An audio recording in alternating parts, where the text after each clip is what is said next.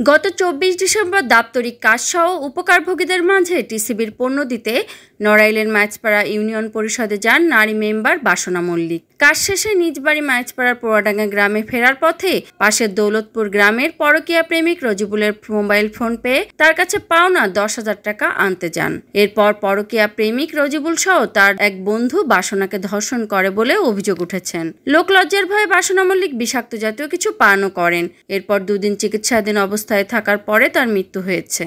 তার ছেলে ও পুত্রবধূরা জানান, ওই দিন রাত ৮টার দিকে বাড়িতে এসে খাবার খাওয়ার পর বমি করতে শুরু করেন তিনি। এরপর অসুস্থতা বেড়ে গেলে পরের দিন ২৫শে ডিসেম্বর দুপুরে তাকে যশোর ২৫০ শয্যা বিশিষ্ট জেনারেল হাসপাতালে নেওয়া হয়। সেখানে দুদিন চিকিৎসাধীন অবস্থায় থেকে ২৬ ডিসেম্বর রাতে মৃত্যুবরণ করেন তিনি। এরপর শুক্রবার ২৭ ডিসেম্বর বিকালে তার মরদেহ বাড়িতে আনা হয়। এই ঘটনায় দোষীদের গ্রেপ্তার পূর্বক শাস্তির দাবি জানিয়েছে ভুক্তভোগী পরিবার সহ তার সহকর্মীরা।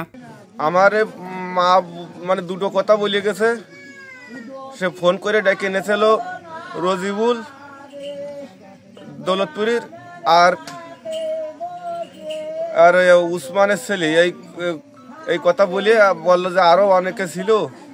বাবা আমি তো আর বলতে পারতেছি না, আমার রাতের পরে মারা গেল। আমার মার কাছে ফোন দিচ্ছে, আমার মা ফোন ধরছে না। আমার বাবা গেছে আগতি আইসে, রাত্রে আইসে অল্প করে ভাত খেয়ে আমার মা শুয়ে পড়েছে। ১১টার দিক ১২টার দিক আমার মা বমি করতেছে।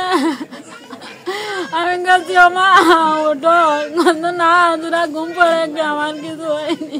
আমার মা যত বমি করতেছেন তাই আমার মা ক্লান্ত হয়ে যাচ্ছে। এদিকে নারী ইউপি মেম্বার বাসনা মল্লিকের মৃত্যুর ঘটনায় দোষীদের চিহ্নিত করে যথাযথ শাস্তির দাবি জানিয়েছেন তার ইউনিয়নের জনপ্রতিনিধিরা। পরকীয়া প্রেমিক রজিবুল সহ অভিযুক্তরা সকলেই প্রায় আওয়ামী লীগের কর্মী সমর্থক বলেও জানিয়েছেন তারা। এই অপরাধ প্রত্যাশিত যে ঘটনা সেটা আমরা কোনো অবস্থাতে মেনে নিতে পারি না।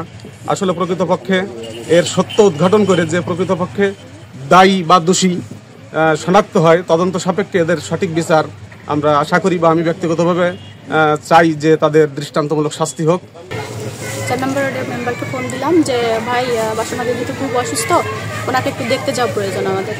তখন ভাই বলল যে তাহলে আমরা একটু দেখি, যোগাযোগ করে উনি আসলে কি হয়েছে কি সমস্যা দেখে তারপরে আমি যাব। উনি তখন ছিল যশোর সদর হসপিটালে, আমি এর পর্যন্তই জানি। রাতে ১১টা বাজে তখন আমার কাছে নিউজ আসে উনি নাকি মারা গেছে। তার একটা ন্যায় বিচার পাক।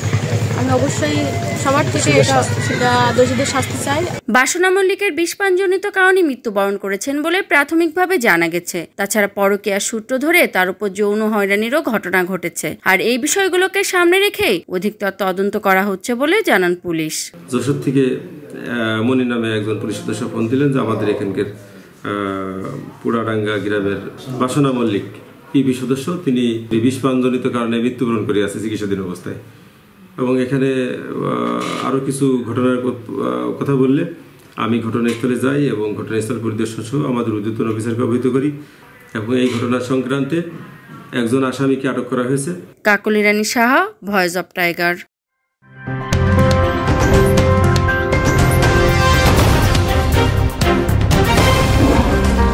Voice of Tiger.